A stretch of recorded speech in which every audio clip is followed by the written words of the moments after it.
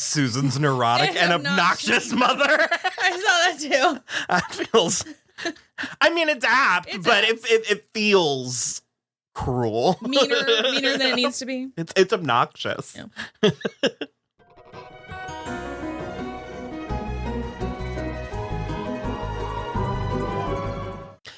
Hello, everybody. I'm Will. And I'm Kristin. And this is why I'm watching Desperate Housewives, Season 1, Episode 17. 18. Children will listen. Listen. Careful before you say, listen to me. Children will listen. I'm just going to put that clip in there.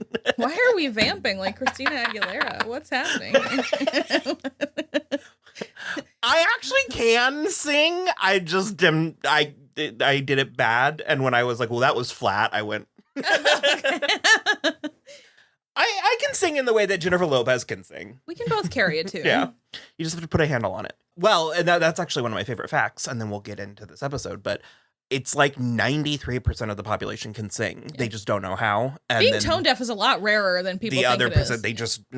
Yeah. I've only known one person who was tone deaf. It's actually one of my favorite little quirks from the Outlander books is that, like, when he was a boy, Jamie really loved music, but, like, just before Claire, like, goes back and meets him, he's been in, like, a battle where he got hit on the head really badly, and he's completely tone deaf the rest of the time. He, like, can't, there's, like, nothing there. It's very funny. Okay, so this has been your favorite episode so far. Okay, I liked a lot of things about it, but, like, wow. One word says it all. I mean, wow. Where do you want to start? We can start with Lynette. Or Felicia and Zach, I guess. What? Sure. Yeah, I had kind of forgotten. The detectives were questioning Paul about the toy chest, and Paul just because that little Keebler elf apparently kept impeccable records for the last 20 years. I think that's what I said, Keebler elf. Because you were like, did you call him Geppetto? I was like, maybe I called him the shoemaker. I don't remember, but it was very that. Yeah, so Paul was continuing his tactic of just sort of pretending it's not happening, and then Zach swooped in and was like, yeah, I remember it. It broke, and we got rid of it. Which is a way better... Like, admit to half the lie. 100%. Every time we watch something like this and that comes up and you're like, you just admit to half the lie. And I'm like, that is just like how you be a good liar is just like. And I'm actually a bad liar, but I'm like. But there's so many characters I'm a bad TV. Deceiver. I don't deceive people. I can lie if I need to. Sure. That's the thing. It's like if you're being, although you should be being deliberately deceitful to these cops or else someone's going to prison. Mm-hmm. So also Felicia basically sees that he is like a weak link and is like, excuse me, Zachary, would you mind helping me with these bags? There's some banana bread in it for you if you do. Yeah, sure. I've got banana bread. He's such a weird character. You think that you've reached the top with Martha Huber. No. And little do you know, she's so weird. So she weirdly like honeypots Zach. She does. It is like a honeypot. And she admits that she knew Mary Alice and that her name was, did she say that her name was Angela? No, but she said, I much preferred your original name. And then Zach was like, Dana? Okay. And then she's making him cookies again at the end, wearing a very alluring purple outfit. I don't actually think that Felicia's trying to seduce Zach, but she is putting on a very, like, would you like to come back to my cottage made of gingerbread vibe? Well, it just sort of, because she's a lovely woman, but it's a different, because it kind of reminds, you didn't watch Smash. No, we watched a couple of episodes like 2 years ago, but. They give Angelica Houston this, like, love interest, and they make... Is it like a boy? No. Oh, okay. I was about to say, like, they make sure that it's a man. It's like a 40-something man. But still 30 years younger than Angelica Houston. And there's even, and the way that they talk about it, like, there's a line where that one of the guys, like, one of her, like, gaze Yeah. is like, why don't you take off your underwear and leave it for him and stuff? And meanwhile, us watching it are just like, gross. Like, You are speaking to Angelica Houston. it's like, ah. So it was I think giving that's me gross for any type of woman at any age. Just take off your underwear and leave it for him? But no, 63-year-old Angelica Houston. Weird. So anyways, it was giving me that. But that was mostly it. She just sort of like getting information out of him or trying to, I guess her MO is she just wants the truth. She just wants to know what happened. Yeah, but I do think she suspects Paul also. I genuinely don't remember. Yeah. She's coming at it like she has an angle. Like there's like she knows something or she's trying to accomplish something. She knows that at the very least Mary Alice was lying about her name. Mm-hmm. But it also feels like no, Paul definitely knows because we watched him watch a video where the like party awards video in Utah. Yeah, so I think she's mostly wondering like why, like what the deal was. And I mean, she might not have enjoyed her sister's company, but if she is dead. Something, she is loyal. So there is that. I was gonna go into Susan. Oh, we get that's Susan's mother, the incomparable Leslie Ann Warren. True. How are you? Perry Mason. Applause on I love Leslie Ann Warren so much. I kind of grew up with her. Let's just go watch Clue. Yeah. I was going to be like, let's do Cinderella. Yeah. And she was also in Fairytale Theater. She was. She was on The Muppet Show. She was one of those actors that popped up in everything I watched as a child. And then consistently after that, because she was Will's dad's mistress in Will and Grace. That's and that was like a recurring. Yeah. And then this, and then I think she's fantastic. Between her and Christina Pickles from Friends, like there's a lot of like 90s, early 2000s moms were like a big deal. She could not have been cast better in this. No, it's great. She looks like Terry Hatcher.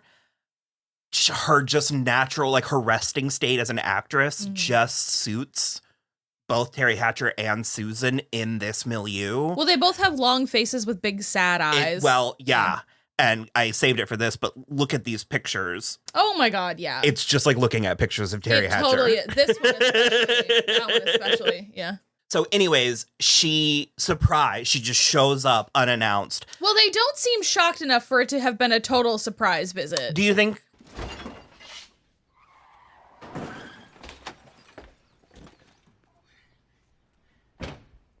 Grandma's here. No, I think it was. But with like no inflection. I don't think it's the first time she's done this. Fair. She's gotten into a car accident with Mike right off the bat. And Mike and Susan are broken up at this point, and the dynamic. I remember watching this with Rachel, and I'll just say that Rachel recognized the dynamic, and we'll leave it at that. It is impeccable. I think my literal favorite part was when Mike is just sort of like grinning at Susan after, and she's like, What are you smiling about? I used to have all these questions about how you got to be the way you are. They were all just answered. It's just like, yeah. So she's basically in town because she got into a fight with, are they calling him Walter? Or Morty. Morty. She got into a fight with her paramour, Morty, played by Bob Newhart. Love it. I mean, yeah, it works. It's one of those that's almost out of pocket, but I think it works. And frankly, I want to live in a world where Leslie Ann Warren is on par. Yeah, it's lateral to Bob Newhart. But no, she claims that he shoved her. Susan doesn't. Susan does not believe women. It's not that Susan doesn't believe her.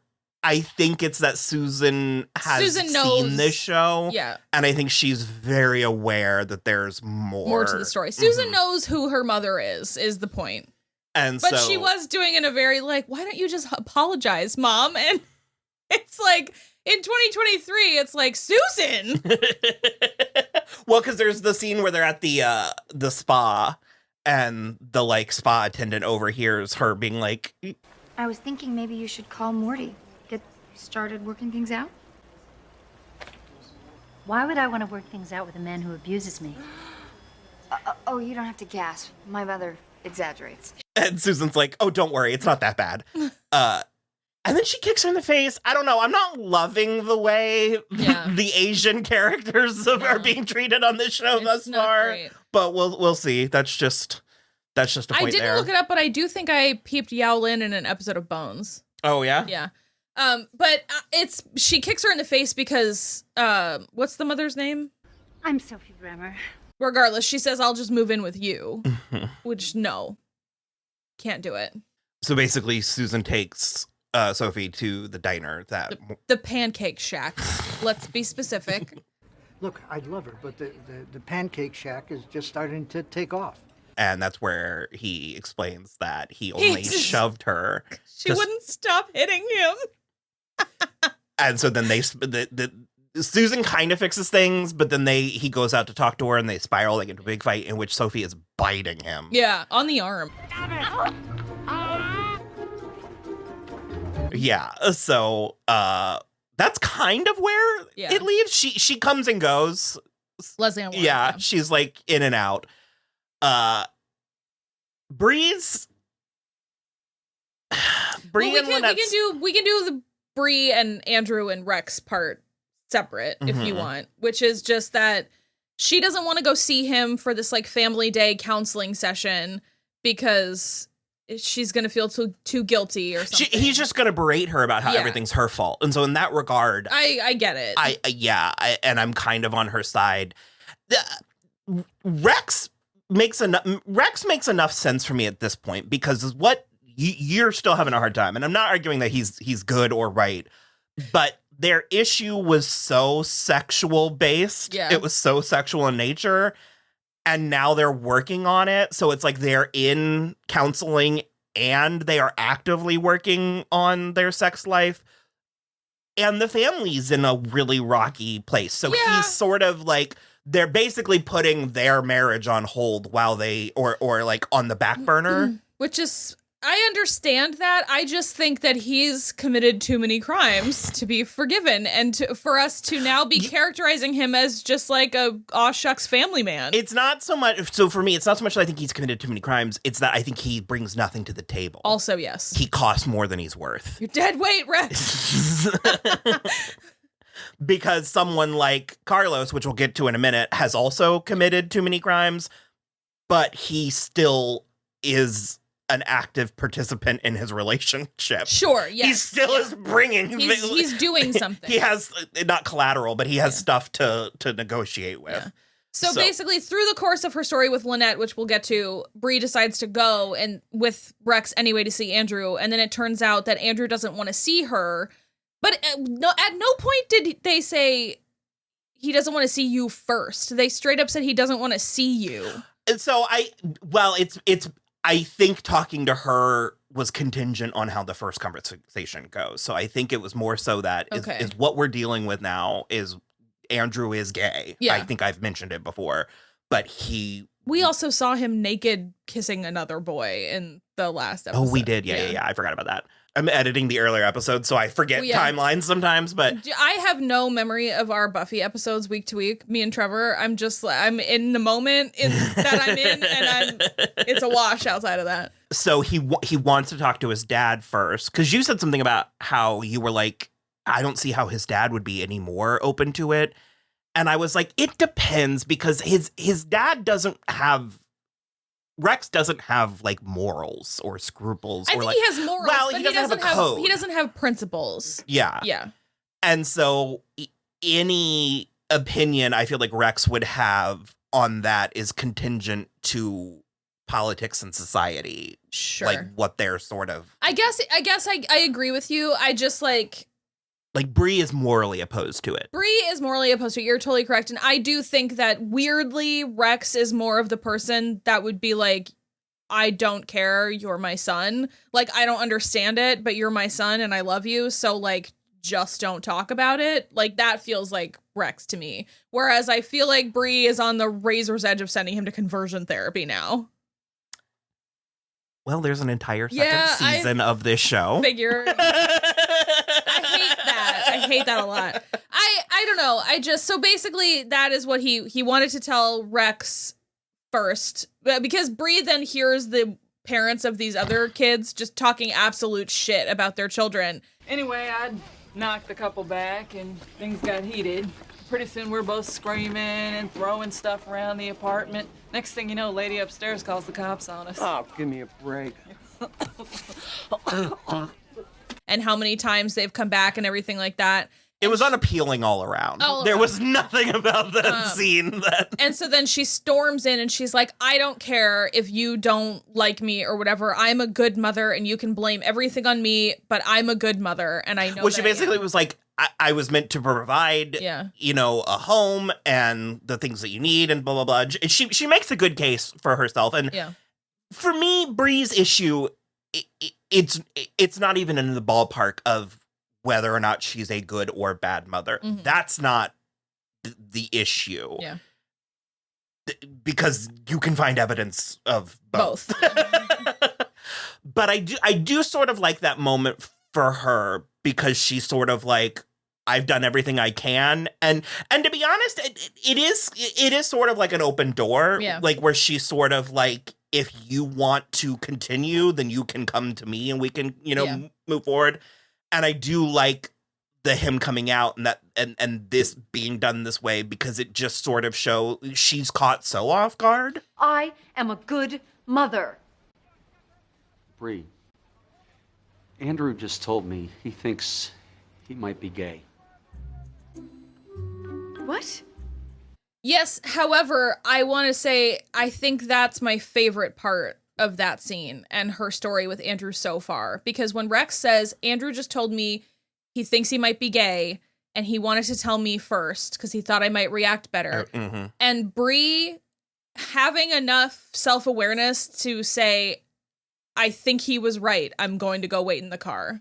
I actually love that. I love that she didn't try to force the conversation through. I love that she didn't immediately start berating him or immediately start just like, well, okay.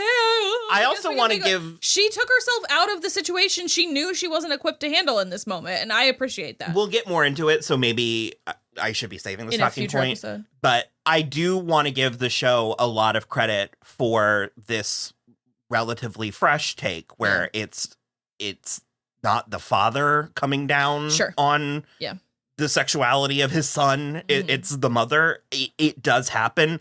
I've heralded Pretty Little Liars, the first iteration, as a show that I think did a very interesting, very good job of handling a mother or covering a mother not quite handling it. I literally was sitting here going, who's gay in that? But Emily's a lesbian, and I was thinking gay boys. No, because remember, because she like performs for Emily, but then goes in the pantry and has a meltdown. Yeah. So and in all honesty, I mean, I'm empathetic to the plight, to that plight. Sure. To Bree's plight, you know, growing up gay with a Christian conservative mother myself at the time. It's much different now. She's a witch. But I think it's interesting, and I think now, this was a great time to explore this plot, and I think this show was a good show to be doing it. I agree. So Lynette's kids are bad, and she can't find a babysitter, and so she's also like berating a 13-year-old girl on the phone, which is hysterical. No, I can't call Patty Binks. Because she steals things. Damn it, Christy, you're 13 years old. You got a lot of trips to the mall ahead of you. It's very funny. And especially because we don't ever hear the other, like, we don't hear the 13-year-old girl. We don't hear the other side of the conversation. And the way that you can tell that the girl is being mature with her. Yeah. Okay. I'm sorry I raised my voice. I'm calm. You can just imagine this child Please don't being raise like, your voice at me, Mrs. Scavo. Mrs. Scavo, we've been through this. And it's like it's those moments. Those are my favorite moments in shows, and in a show like this where it's like the most interesting, funny, creative bits are kind of between the lines. Yeah. It's stuff that you, the audience, has to ponder or has to imagine. I really enjoy that. But she takes the kids because she needs to go to this. She's getting together with old work friends. Yeah. And so she takes the kids to Bree. I get her desperation in that moment. And Bree doesn't want to do it. And as adults with friends who have kids and stuff, I understand that there are lines to cross. Yeah, for sure. Basically, she makes Bree watch them, and they're bad, and so Bree spanks Porter. Yeah. Your fate is sealed. Come here.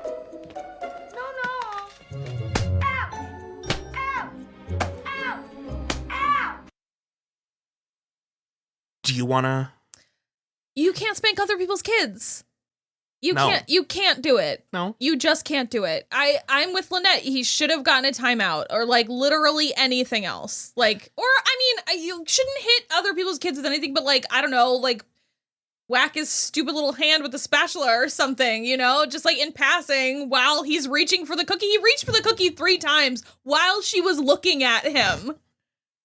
And they were apparently piping hot out of the oven. Like, just let him get burned then. Mm-hmm. Regardless, you are not allowed to physically punish other people's kids. You are right.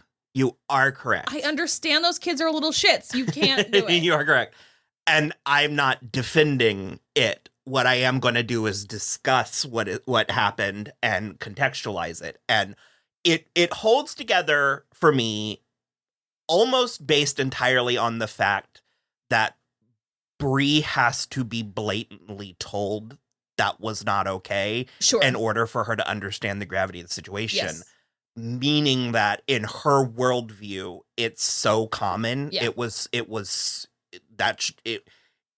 a series of events that she didn't even think to. Well, actually, because she's the one that mentions it. Yeah. Well, he was misbehaving, so I had to punish him. So when you say punishment, what exactly are we talking about? Oh, I had to spank him. Okay, I will re-raise. Wow, I'm just dragging today. Should we put on another pot of coffee? Yeah, I'll do it.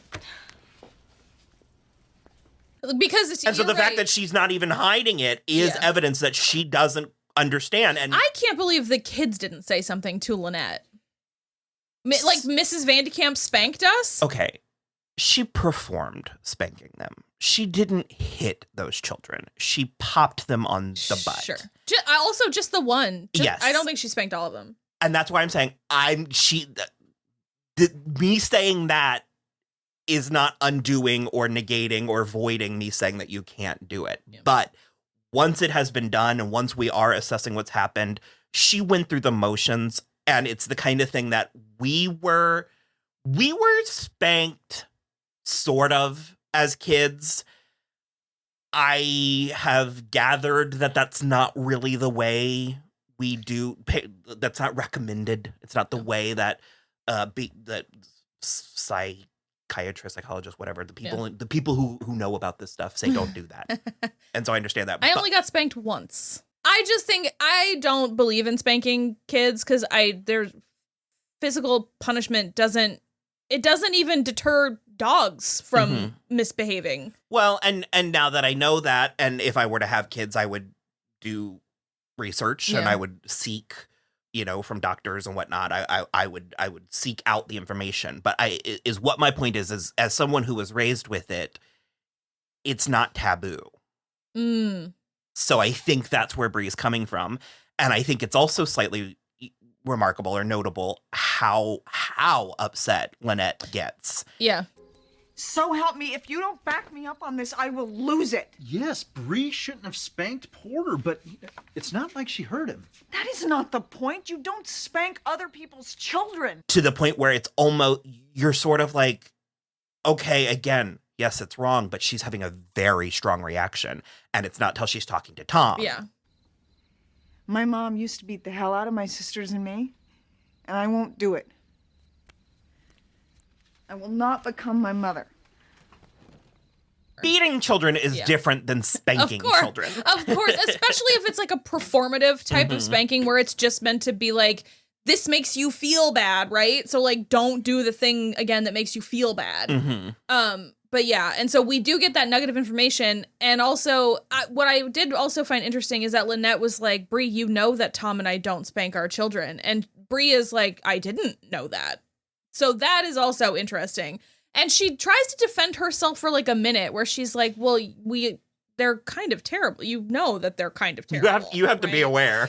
And she's like, that's not the issue at hand, is whether or not my kids are well behaved. It's that like you put your hands on my son, and that's not cool. Mm-hmm. And I do love how they make up at the end. It's great. I think it's nice. I ultimately think especially because Lynette then uses, I'm going to take you to Mrs. Vandekamp's house, and you know what happens when she gets angry. Mm-hmm. And the kids are like,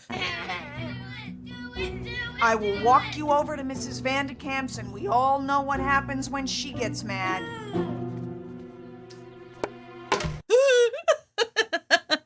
I mean, I hate to say it, but everybody's happy at the system works at the end. So I find it interesting because I think the show managed to mine gray out of what many people try to treat as a binary, as a black and white. And I think ultimately, to be honest, this episode probably has an effect on why I believe things the way that they do, and why I got to that point that you probably shouldn't be doing it, and yada yada. So, anyways, I all of that to say is, I like subplots like that because we have our big mystery and we have our soap opera stuff, but then we also have the real stuff, the days day in day out of parenting and suburbia. Yeah, because also I'll say Lynette kind of crosses a line too, where she's like, and I feel so blessed to be getting sage advice from such an impeccable mother like you. I mean, your kids turned out perfect, as long as you don't count Andrew. Where is he again? Some kind of boot camp for juvenile delinquents? And it's just like, whoa, we're all saying and doing things we can't come back from. Yeah, and because I also find it interesting because my instinct in that type of social situation would be to mediate. No, I'm Gabby. I'm like, I'll make the coffee. Goodbye. I have a better pot in my house. You just Homer Simpson into the bushes. And so I find all of that interesting and fascinating and entertaining, yada yada. And then we do get to Gabby's story. Yeah. He's still tampering with her birth control. It's actually kind of shocking she hasn't gotten pregnant yet. Because it's apparently been going for months, is what it said. He had been doing it for months already.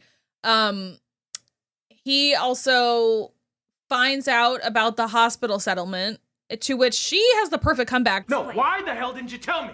Because I couldn't trust you to make the right decision. The right decision was to use that money for my lawyers. We could have fought the indictment, and then I wouldn't have had to take the plea bargain. If you didn't take the plea deal, the government would have seized the settlement. Oh, we could have fought that in court. Exactly, and then you would have blown all the money on the lawyers. And then he tries to make her sign a post-nup.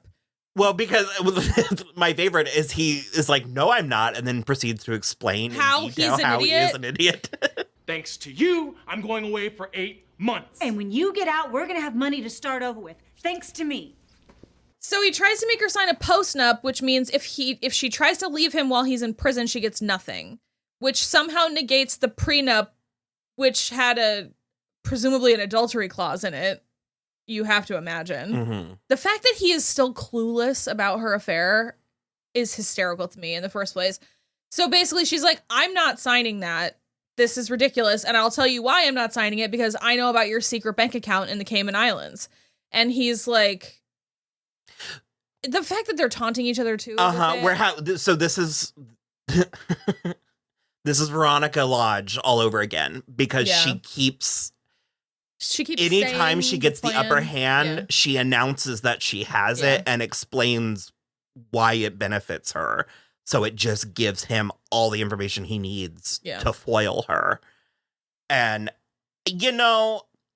so there's two issues aside from the physical part that I have with... And the duplicitous birth control tampering. 4 layers deep now. The first issue I'm having is he did something wrong. Legally. Yeah. He knowingly did something wrong. And so he's already in trouble. Yeah. You did it. You're in trouble. It's time to face the music. Because he's Exactly. arguing that, well, because he's going to prison for 8 months. Look, I'm not claiming I couldn't prison do is 8 amazing. hours in prison. Exactly. That's also why I'm not embezzling. Yeah, well, that's why I'm not doing fraud and RICO charges. And it is sort of like, we talk a lot about, you know what this somewhat reminds me of is Bridgerton. Oh, okay. The first season of Bridgerton. The, like, soapiness of it. Well, no, the specifically the dynamic between them when they have that scene that everybody was dissecting. We don't have time for that tonight. No, we don't. But you were like, we got 2 more episodes to get through and I'm hungry.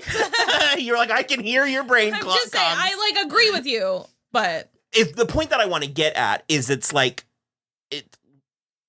the phrase the balance of power. Mm-hmm. And so there are 2 titans essentially in this scenario, and they have entered into this agreement with certain conditions. Both of them have voided those conditions. Sure. So you know what, though? His is worse. The birth control is worse than the adultery. Yeah. I'm coming down hard on that. Yeah. I will not be moved. And I put a pin in those. Yeah, okay. So I'm saying You're talking about his actual legal crimes. Mhm. Okay. So his impulse or his instinct to try and level the playing field, and as the one with the money. Well, he's the one who earns the money. He's trying to reestablish. He's trying to regain the upper hand. power, He's yeah. trying to regain the power. And so a lot of his logic, I think, checks. I'm struggling. No, I totally get what you mean. Like, him trying to level the playing field isn't, because this goes back to what you said about Rex, where Rex is nothing in his relationship, but Carlos is still trying to, like, get them back on an even playing field because he really doesn't like that Gabby has something over him. So then basically he comes back to get her to sign the post-nup again. Well, and here's the thing, and it's why their relationship works, is Gabby is a good foil for him. She is. So she's not stupid. No. And they suit each other. She can handle him and he can handle her. Yeah. The issue is there is one very clear, very real place where he has the upper hand, and it is size and strength. And by him cutting straight to that, it voids their entire relation. Like, it voids the entire agreement, because it basically they had agreed to dance this tango with each other. And then he by him getting physical, there's a more eloquent way to say this. I think I've kind of made my point. I think you understand what I'm saying? I think I know what you mean, because basically, like, when she entered in this relationship, her thing was, you are going to keep me safe and cared for. I have something you want, you have something I want. And he was like, I want a pretty thing on my arm. And she said, cool, no kids. And he said, I promise. And so then basically you're right. So now not only has her emotional safety been compromised, her monetary safety has been compromised, and now her physical safety has been compromised. He is providing no safety for her at this point, because he grabs her around the waist, carries her back to the table, the leg and the neck, slams her down, and grabs her wrist so hard to try to make her sign this post-nup that she has a huge purple bruise in it later, which I kind of think was just a bad makeup job, but it, like, a huge purple bruise. Unacceptable. Because then my point was, what is to stop her from him being in prison and her siphoning all of this money out in cash, just pretending she's shopping? Get the fuck out of there anyway. I don't remember how they navigate this. He's on the show. I mean, they are a couple. So yeah, we will see together. Because again, I don't remember. Yeah. But it was, when I was 18, it was like kind of a, I don't like, shit got real. So, okay, I will say, as a woman, I feel very two ways about it. First of all, right now, Tom Scavo is the only husband who hasn't done anything that I would get divorced over. Is that, I'll say that. But for the Gabby and Carlos thing, it's like, on the one hand, that can be not in this way, because in this way it was violence, but like knowing that a man can like bodily pick you up and like put you where he wants you to be and stuff like that. There's something alluring about that as a woman. But on the other hand, that's clearly domestic abuse. Well, so I'm like, ugh. And the other issue is that we know he's tampering with her birth control. Yeah, which is also just... But she doesn't. Yeah. And so from her perspective, things are different. Yeah. Like because she even makes that comment at the beginning where she's like, I know what a sacrifice you're making. Mm-hmm. And he's like almost telling on himself, where he's like, well, you never know. And she's like, no, but sometimes you do. But I really do. I really, really do. There's a much deeper point that I'm trying to get to, and I think this is probably the best I'm going to do right here and right now. So I will start to like shift out of it. But I just kind of want it on record that I am aware how murky these weeds are. Yeah, well, that's why I brought up the like, you know, the whole thing where it's like, it's a very Beauty and the Beast kind of thing. It's like, yes, please manhandle me, but like not for real, like. You know? Okay, so this is where I kind of keep going back, because I keep getting derailed by the fact that he is betraying her in the birth control way. Yeah. Because if that was not on the table, they would be more even-footed in this fight. And she is being kind of petulant, and she is being, I don't know. She's being like a brat, and I get it. I understand his instinct to lay down the what do they call it? Like lay down the law. Yeah, like okay, daddy's home. Like I understand his instinct to do that, but he doesn't realize what he's actually put into motion. Correct. Yeah.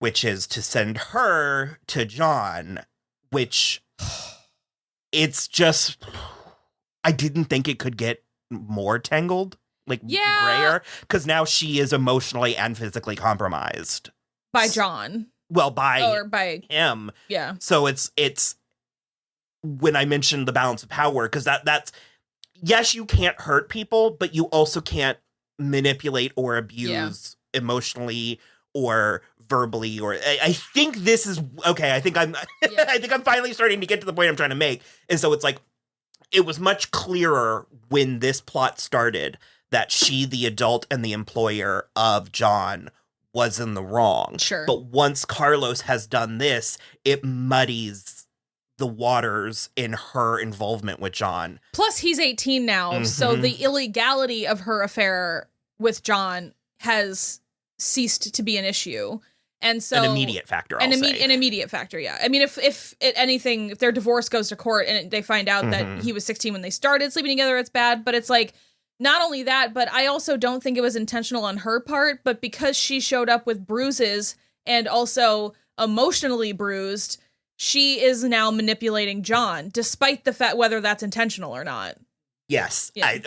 I feel I feel better. That's sort of what I was trying to get at. So now we're just in this whole huge cycle of emotional and physical and monetary entanglement and entrapment. And again, what should be very clear yes or no, do or don't, has now turned into this really, again, murky, and it's not just cause and effect. It's not just like cause, outcome. It has now kind of...